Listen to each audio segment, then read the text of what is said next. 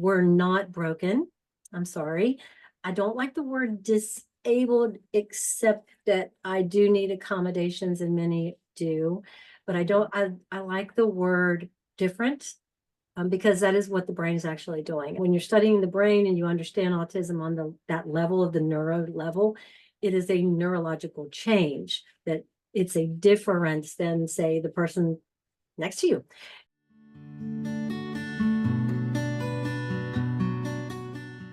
Welcome back to Mother's Guide Through Autism. I'm Bridget Shipman, your host, and today I'm speaking to Sylvia Moore Myers, a mental health coach, speaker, and author of Gold Scars. Sylvia is bringing a very important perspective of being late diagnosed autistic adult. And she's sharing her incredible story of bouncing back from tragedies in her life, including the loss of her son. This episode will give you insight into living on the spectrum and offer you wisdom on healing from grief, loss, and trauma. So stay tuned. Very, very pleased to have Sylvia Moore Myers here. She has a very, very inspirational healing story that she's going to be sharing with us. I know you're going to want to hear this. Thank you and welcome, Sylvia. Well, thank you, Bridget. Thank you for having me. Well, thank you.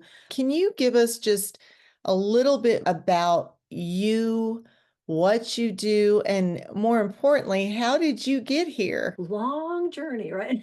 Yes, Yeah. yeah. So first, presently, I'm a speaker, I'm an author. I'm a grief specialist. I'm finishing up my master's in human resources and critical trauma to finish up a PhD in psychology before I get too old for it. I'm a grandma, well, a Gigi, two lovely children. I've got two sons on earth and one son in heaven, the most wonderful husband in the world.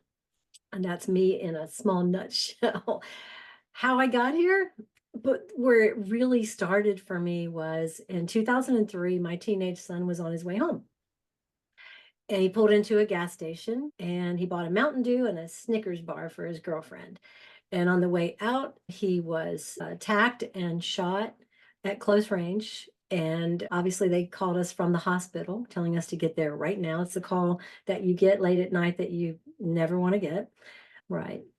But we got to the hospital and Jacob was, I mean, except for the fact that he had been shot at close range, he was still squeezing hands and breathing, and everything just looked like he was just going to pull out of it. But because it was a head injury, there was no brain activity. So we left that night, a child that was warm, to go pick out a coffin so that the next time we saw him, he would be cold. And that, I think, was just the most horrible part of walking out of that hospital, was doing that. But 5 people lived the next day because of his donation. 8 months later, my marriage is falling apart. My company is falling apart. I'm falling apart. I'm doing a lousy job of trying to keep my children and bringing them through grief, because I have no idea what I'm doing. And I'm coming home literally 8 months from the day of my son's death, and I'm being followed. I don't know that. I looked at someone pulling in the car behind me and I thought, oh, it's one of my friends, someone that knows me, just sees me out. They're coming home. I have a unique little car at that point. I thought they just, saw me. It's a coincidence. So I pull right into the garage, open the door, and a man attacked me and tried to kill me in my driveway. He was a very unsuccessful serial killer. He had attempted 4 times. I was number 4. And he just beat the garbage out of me and him in my driveway. It just kind of hit me at that point. If I die, he's going to also kill my children. And up to that point, when you've lost a child, when you've gone through a lot of tragedy and the whole world's just kind of falling apart, you just don't care. You don't care if you live or die. At that very minute, my brain clicked in and went, oh yeah, you have to live. So I did get away. I got his license plate number and he went to prison. We went through 2 trials in the same year, one for the murder of my son. That guy went to prison, and the guy that tried to kill me. What a coincidence. But I followed that event of grief with the loss of two brothers, a sister, and both parents, and my very best friend. And I was at that point in life where I was resilient enough to like kind of bounce back, but never really recover. And I really started looking into grief recovery at that point. And I started the grief recovery process, and it worked with modification of my own. It really worked. And I started helping other people to learn how to get through grief and recover. And I wrote a book. And the reason I wrote the book was I was only helping one or two people at a time, maybe eight at the most in a group setting would show up. And I thought, I'll be 100 years old before make a difference.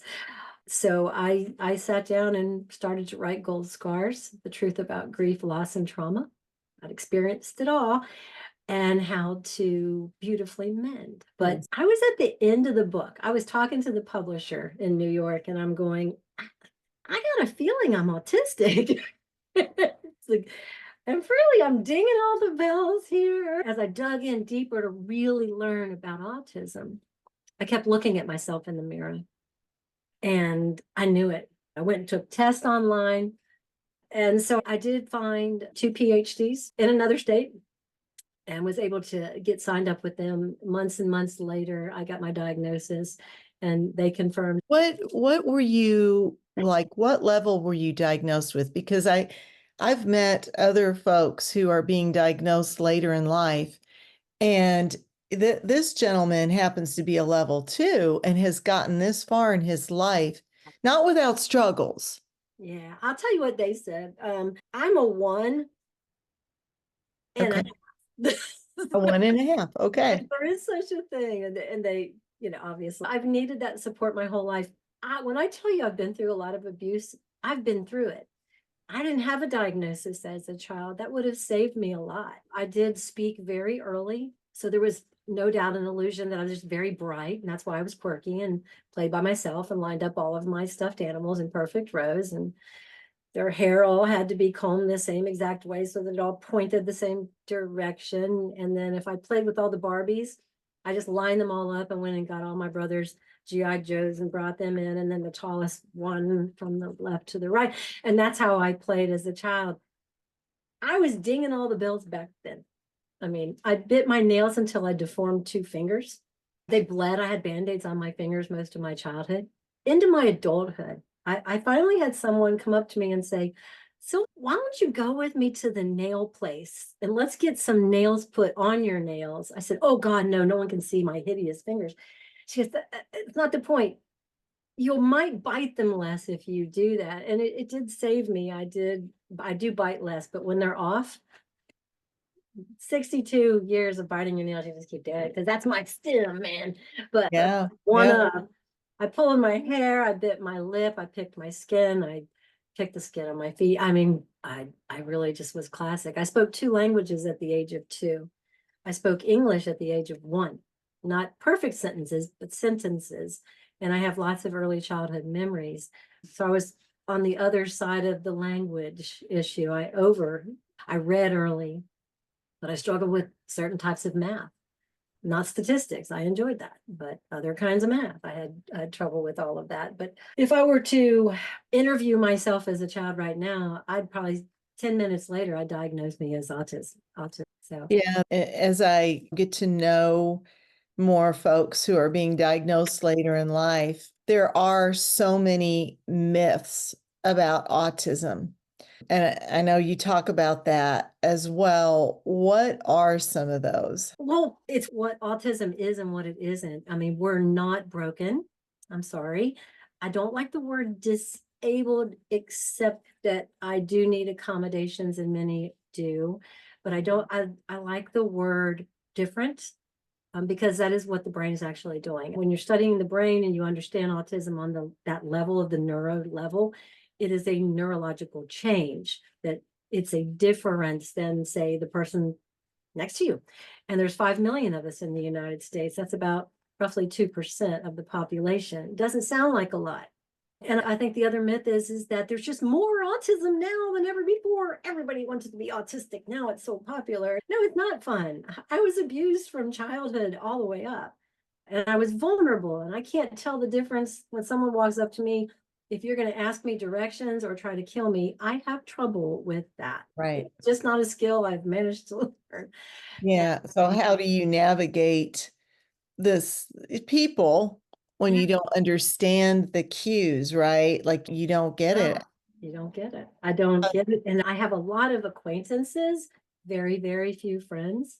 When I Mhm. do make a friend, and this has been my entire life, it usually doesn't last for many years. It's usually goes away. And a lot of times I think it's my fault. But honestly, it's just that social interaction that I have trouble with. But as far as other myths, again, we're not broken. We do need accommodations.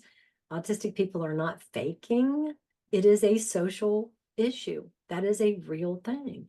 It is a communication issue. I'm dyslexic, alexithymia, and I got enough comorbidities. I could write another book, but you don't fake those. Those are who you are. And I think I wrote yesterday on this subject, and I said, when you start saying, this is who I am, instead of saying, this is what I have, it changes the dynamic. So this is who I am. Hi, I'm Tizzy. That's my nickname. I'm autistic. I'm a bit quirky. And, you know, that is who I am. I have a purse. I am autistic. Yeah. Yeah, it changes the lens, right? And with my son, I mean, I'm neurotypical, right? He's neurodiverse, but I don't look at my beautiful son and think autism. I think, oh, Joseph. Yeah, Here's what I love about Joseph. that's right. Yeah. And I understand that changes the lens because when I'm looking at you, that I'm not, autism is not defining you No, it's for not. me. Thank you. Thank Yeah. you. Yeah, it's funny when you get the diagnosis, it's somewhere between a wedding and a funeral in your brain. You're like, this is great. Oh my God. This is wonderful. Now I know. Oh, who am I? So I've Exactly. been masking successfully for my whole life to prevent the childhood bullying that I had. I had one girl in second grade just walked up and punched me in the face. I wasn't sure how to deal with that. And so I hid. And I hid for the rest of the second grade from her. Junior high school followed me right into junior high school. Just people would walk up and go, I'm going to fight you tomorrow. And I'm like, why? But that's because that type of vulnerability and that innocence and the naive personality of the person who's autistic makes you easy target, easy prey. And bullies are typically, sorry, they're children who've come out of parenting situations where the parent was maybe neglectful or let them run amok or whatever. And they're just taking it out on you. What they have no one else to take it out on. They pick the most vulnerable person. I really believe that we need to train our neurotypical children from an early age what disability looks like, what autism looks like. I'm guilty as everyone else when I was in, grade school and middle school and high school. When you saw a special needs person at school, you stared at them because they were different. And that's the way we've trained our children. I do believe that we still 2024, I still hear from parents where their children are bullied at school. It's like, Oh, why? yeah. Why? How do we get this far and leave so much behind? Yeah, we need to, as a global family, there needs to be more education on autism. I'm studying right now for my master's in Uh-huh. human services critical care. And one of the studies that I'm working on for autism is the lack of education on the PhD level. I read a blind survey from just 2 years ago from a group of physicians. 58% of them said they work with autistic people. 87% of them said they don't have proper training, and 78% of them said that the training that they do have on autism came from the media and other types of resources, not from training. And there's bias in the medical field for autism, and there's neglect, and this is a huge problem. And why am I finishing my master's in this field with autism? Is because I intend and aim to stop it, or at least improve it. Yes, and I think that is a very important topic. Everything that you're talking about is so important. I know a young lady who was diagnosed in her early 20s and then went through a very serious depression. Mm, She got the diagnosis, much like what you just said a moment ago with, now who am I? you're I right. knew how to function this way, but now I don't know how to function this way. That's right. So that I want to back up on with that. And then also what you just talked about with the professionals who are diagnosing people are not educated. And then I could go off on my soap opera box, right? But it's important to talk about education in general and sending our kids to school and teachers. Laws are changing for inclusion, but yet there's no teacher training. So No. the parents don't know, Mm-mm. the teachers don't know, the physicians don't know, and here you and I sit and we're having a very important conversation. Very important conversation. There's another study that's in my paper that I'm working on that it was 14 autistic adults who talked about their experience from early childhood through, education. All of them attended or had attended college. So these are all the way from the lifespan, which was the point of it. Every one of them said that they felt biased and they felt treated poorly, ridiculed, embarrassed, and by medical staff that was helping them. And that's terrifying because this is in the United States last year, this survey, this paper. And I keep finding these over and over again. We have such a need for additional physicians that are trained in autism. I certified myself as an advanced certified autism specialist within about 3 months. Okay, that is a training that any person on this planet can give. I'll give you a link to that and a Okay. coupon. Anybody wants to get their entire office trained, this would be a way to do it. It's very affordable and it's an easy certification to get. But those types of things, every doctor's office should have that certification. Yes, I agree. And it just requires that 80% of your employees are trained in autism, Mhm. what it is, and Yeah. neurodiversity, what that looks like. But there's a definite need. We need more doctors. We need more PhDs.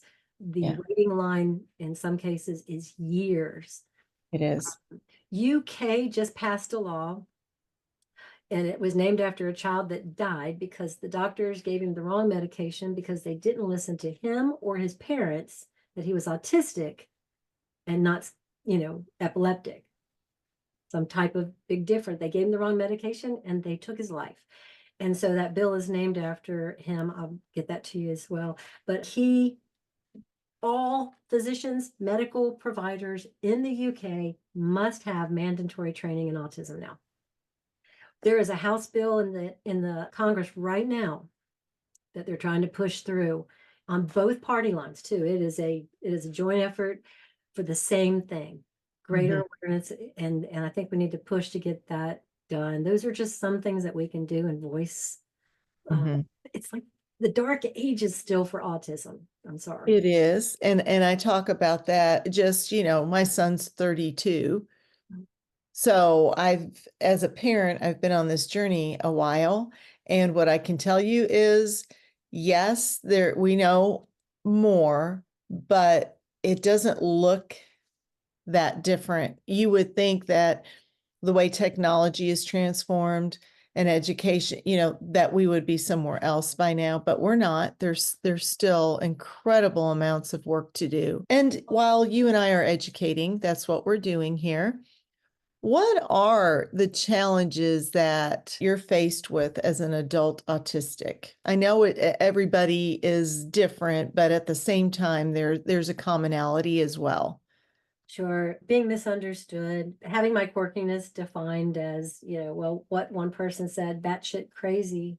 But those types of things just still being just stared at funny. I don't do social settings really well, and I have to do them because I have a business, and so I show up, and people don't know I'm autistic, but you can just see the look, right? But for me, finding out that the things that I do have that need to be attended to medically, that they've just been neglected for 62 years is troubling for me. Mhm, It's mhm. I fall all the time. I've had multiple concussions, broken a hip. I'm just that's part of my comorbidity, those types of things. And when you tell someone that you're autistic and they go, "No, you're too smart." Yeah. Didn't you graduate from college? It's like, yeah, valedictorian, but I'm still autistic. I'm just saying that everything I thought about myself that was what I thought made me a bad person was really just the way people were interpreting my autism. Yeah, I think it's so important. I'm so glad we're talking about this because I think there's a lot of social anxiety that comes with being a person who's diagnosed late. Yeah, social anxiety. And I see that a lot because, I see my son struggle in those situations as well. And although he's doing great and he's happy and all that good stuff, Happy is the key, yes, we still struggle in it, and things look different for him. And, for me, I have a neurotypical son, and I also have a neurodiverse son, and they both have their things, you know. His blueprint looks completely different than their brains operate completely different. So I think it's important what you said earlier to understand that it's about the brain, Right. to understand that when you're autistic, you can also have another neurodiverse diagnoses, as you said, dyslexia, ADHD, and autism run closely together. Mm. So we need to tell our stories, educate, educate, educate. Yeah. And so I'm so pleased you do what you do. I do want to talk about your book, Sure. Gold Scars, because it's an important book. I want our listeners to hear about it and why you wrote this book. Well, so I had gone through, like I said, childhood, so form of neglect when you have an unattentive parent like that. My dad was a mother I never had, by the way. He filled in a lot of those gaps for me, but it followed me into, adolescence, obviously, bullied there as well. And even though I skipped through high school pretty much unscathed because I got involved in stuff, that was 3 years of bliss that ended with me hitting adulthood and finding myself 18 years old on the other side of my parents' door. I wasn't ready to be an adult. And then ended up losing a baby, getting married to someone who ended up cheating on me within the first 30 days. Rebound married someone who, I don't know, maybe saw that vulnerability also and took advantage of it. And broke away out of that relationship, went into another one. My son was killed, that relationship. And it was just all of those many, many things. All of that just compounded. And I wasn't thinking autism at the time. I was thinking, I need to find a way to get through all this. I didn't need a way to, again, I was looking for an eraser. I said, I need something that makes all of this go away because I can't deal with it on a day to day basis. Where is my eraser? Right. And what I learned instead was that I needed a highlighter instead. I needed not a way to forget what happened to my child, but a better way to remember. Because you go to a funeral and they go, God just wanted Jacob in heaven. Or Jacob's work on earth was done. That was one of my favorites. And I would say, what was he working on and why did he leave so soon? But those types of things do not help, by the way. There's a whole section in the book about what not to say at a funeral. Pull it out, give it to your local parlor. But grief was actually broken about 100 years in this country. About 100 years ago, we broke it. Back in the day, grandma would pass and you would lay her out in her parlor and everybody would come over and bring food and we would talk and maybe even sit in the kitchen and giggle about the funny things grandma used to do before she died. Just those memories, and all the kids were there and they got to see us modeling grief, and that was healthy. And now we go to a strange building that our children have never been to, if we even bring our kids, because many of us leave them home because we just don't want to upset the kids. I was told that someone that missed Jacob's funeral. I was like, we just don't want to upset the kids. Like, fine. But they don't see the modeling of grief anymore. We stick them in the kitchen at the funeral parlor where they stay there and eat cupcakes and cookies all day. while we stand in line for 2 hours to torture the parents or the wife or whoever of the person who just passed so that we can tell them something really dumb that we really don't know what it means. And that's our version in America now of grief. And it's just broken. And that's why a lot of people don't break out of that grief, is they've never seen how to model it, Mhm. how to change that mindset. And so I came up with, first was SCAR. We can beautifully mend. Our bodies were never meant to heal in the first place. Not really. We scar. We're not a, sea cucumber. We can't grow back an organ if it breaks, right? We're just humans and we scar. And so if we're going to scar, and that means the inside scars and the outside scars, you don't need to forget something that happened to you. You need to replace it with good memories and better habits. And so SCAR is strength, courage, adaptability, and resilience. And I think the strength and the courage first comes in going, I need to be fixed. I need to get through this grief. I'm going to find a way to do it. Adaptability is when you say, I'm going to make a change, right? I'm going to adapt and let this be part of who I am. I can't make my child's memory go away. Mhm. A really great way to remember him. That's a way to put it. And resilience is a natural thing that's already built into our brain. We were created to bounce back. It's a normal thing that we do, like seeing, eating, drinking, and going to the bathroom. Bouncing back from a tragedy is actually built into our brain wiring, all of us. So it's tapping into that first. So I wrote the book based on what I called 7 to Heal, to make it really simple for people. And there's a free PDF on my website that everyone can go to today. Sylvia Moore Myers, and I put it in your chat. Go and pick that up, because I that's a freebie. You can buy the book later, but that one will give you a freebie. But getting help, healing, healthy, hope, holy, happy, and hilarious. And those are kind of the basic steps of just starting out going, I need help. I'm going to get it.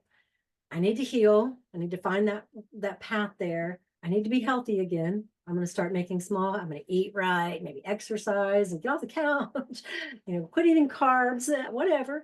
Hope, we lose hope when we go through grief. Find something to be hopeful for. I'm hopeful that it's going to rain this afternoon because my grass really needs it. I'm hopeful that my grandchildren are going to know me, who I was when I'm gone, and remember me. And the next one is holy, and that's worthy. Mhm. When we lose someone or we go through grief, when we're abused, when I was attacked in my driveway, that feeling of just being filthy, just not being worthy. No one wants you, no one needs you, no one likes you. That's untrue. Even God likes losers, so getting back that feeling and of being holy again, being worthy, and just telling yourself, I am a child of God, or I'm a good person, and I deserve to, be worthy. Happy is a mindset. That's number 6. Happy is, I can think of something to make me happy. In your brain right now, if you smile, Bridget, smile, Mhm. you're creating endorphins and serotonin and dopamine and all kinds of fun chemical processes that are actually healing anything in you that's broken and keeping you kind of immunity as well, giving you immunity as well. So the mere fake smile actually is a healing process. So giving yourself something to laugh about and finding something funny to giggle about is the best medicine ever. I've always had that process through my whole life. I've laughed myself through my entire livelihood. Just from childhood on, I've written story after story, humorous stories, because I think it's fun to make people laugh. But you learn now that the happy part of it, the smiling part of it, finding something to be joyful about, is actually what heals you. It starts that process. If you can't find joy, have you ever opened a door for someone? It feels good. Yeah. Yes. That's joy. So get out of the house, healthy, drive across town. That's kind of being social, and go open doors for people somewhere, because that'll actually give you joy. It's the really silly, stupid stuff that we do that makes us happy. And telling yourself that you're not going to be happy is also a mindset. Hilarious is the last one. It's my bonus. Can you be ridiculously funny and hilarious even after something crazy happens, right? Mhm. An example, my brother, the day that my son was buried, my brother and his wife and his ex-wife flew down to go to the funeral. Little did they know that they'd all booked the same flight and they were all sitting side by side on the front row. Wow. So the steward finds out about it, right? And he grabs his Yeah. phone and he goes, Yeah. "Is anyone on the plane today with their wife by chance?" And everybody, some people, right? My brother. And he goes, "Is anybody on the flight with their ex-wife?" Chance. Of course, my brother raises his hand, he stands up and he turns around to everybody and he goes, "My girlfriend tried to make the flight, but we're bringing her on the next flight." Everyone just cracked up laughing on the entire plane. Yeah. My brother told that story the morning of the funeral, and with the same effect. Here we all are, we're losing a child, we're burying a child, and we were able to be funny. We were able to laugh and be hilarious, and that is some of the best medicine. Hmm. We remember Jacob now by laughing about the crazy, fun, silly things that he did when he was alive. He was a hoot. I don't remember, I do remember the bad things, and there's time for that. I pull up a video of him from childhood to his teen years because he'll never get any older. Every time it's Mother's Day or his birthday or Christmas, and I watch it and I cry, Hmm. and then I turn it off and I move on. And there's time for happiness and there's time for crying. But when we're talking about Jacob, we're talking about the happy things that he did, Yes. the happy memories. So we filled all of those wounds with gold, and that's where the kintsugi type um, cover that you'll see on the book comes from, because we don't really heal, we mend, Yeah. and that's where that came from. Wow, that's so beautiful. And all this is in your book. And I'm assuming we can get this on Amazon. Is this where we can get your book? No, actually, the best place to get it, that gives me credit because it's a New York published book, is to go to my Sylvia Moore Myers website. Okay, wonderful. You'll see Get Gold at the top. It says Get Okay. Gold. Go there and you'll see the book. I've got other books that I've published, but you'll see Gold Scars there, and click that and order it from the publisher. It gives you a choice, Barnes and Noble, Books a Million, or the publisher. If you get it from the publisher and you put in the following code, it's half price. Nice. Yeah. So instead of being $20, I think you pay like $8.90 something. So it's MJA 50. Thank you. And yes, Yeah. MJA50. That's your code that does. Yeah. to get the discount. Definitely. Before we go, is there any advice that you would like to give to moms listening, or really to anybody listening?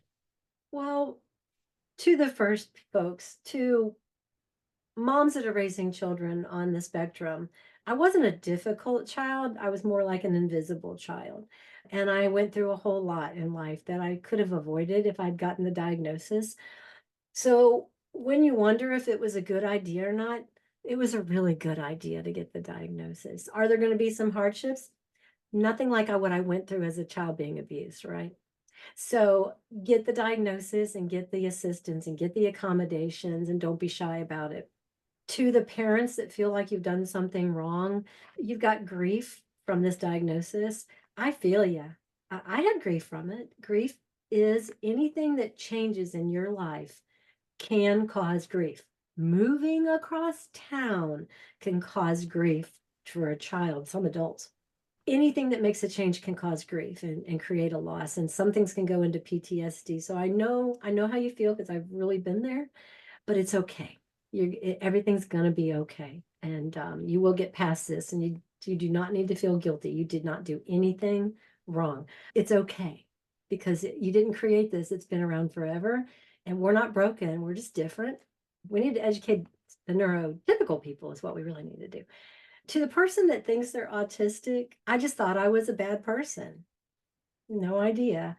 I have a lot of the comorbidities, and they've always been told to me that they were something else. Oh, she's just clumsy. She's clumsy. She talks with she's got a speech impediment. Just anything that came up. No one said, maybe if we add that one plus that one plus that one plus that one plus that one, we come up with autism. No one suggested it. I didn't either. But for you on the fence going, is this me? Go get a diagnosis, right? Take the time, the effort, the money, and go get the diagnosis. You know, you owe it to yourself to get to know who you really are. I spent a year getting to know who I was. And I'll tell you something, God has a wonderful sense of humor. My nickname was Tizzy from birth because my brother couldn't pronounce my name. And Tizzy it was and still is, and people still call me Tizzy. And it's just kind of funny that stands for gold. That's the name of my book before I knew I was autistic. Tiz is my nickname. And SM are my initials. And also Tizzy is kind of a slang word for autism. So it's like, is God trying to hit me in the face with this? Yeah, he was. So don't make God come after you. If you really, if you really, if you really think that you're doing that and you've taken some online tests and you're not sure, go get the diagnosis. You are going to get the phone calls. My first one was from my oldest son. He goes, Mom, we don't think you're autistic. You're just too smart. We think maybe you could have a little ADHD or something, but I don't think it's autism. So a year later, he's like, yeah, you're totally autistic. Yeah, But yeah, you're going to get the pushback, and and people are going to look at you a little funny, like you somehow you just lost your IQ or something, and it's okay. You're going to yeah. muscle through that too, because the other side of the diagnosis is a lot more fun. That's great advice. Great advice. If you're on on the fence, I would love for you to share one more time because I think our listeners are going to want to know where they can contact you. Where can they find out more about you? The best place right now is sylviamooremyers.com. And it's in if you'll put that in the notes, Yeah. Myers. Yes. But sylviamooremyers.com. We have a new website, Gold Scars, coming soon. Right now, that points to the same place, but that will actually have a big training class on gold scars and grief recovery and autism. But for now, sylviamooremyers.com. My email is sylviamooremyers@gmail.com. You can find me on Facebook at Sylvia Moore Myers. Pretty much Okay. anywhere. My link tree, Mhm. Sylvia Moore Myers, you can find me there as well. So Okay, perfect. I'm not hard. Well, I want to say thank you for this lovely interview. I think it was a very important conversation that you and I just had. For those of you listening, please let us know what you think. And also, I would really appreciate it to help Joseph and I spread knowledge, hope, and inspiration. If you like this interview, please subscribe. Please let us know what your thoughts are to our YouTube channel and help us spread and grow. And exactly what Sylvie and I talked about today, educate and help folks understand autism much, much better. Oh, All great. right. This is Bridget signing off, and I'll see you in the next episode. Thank you so much.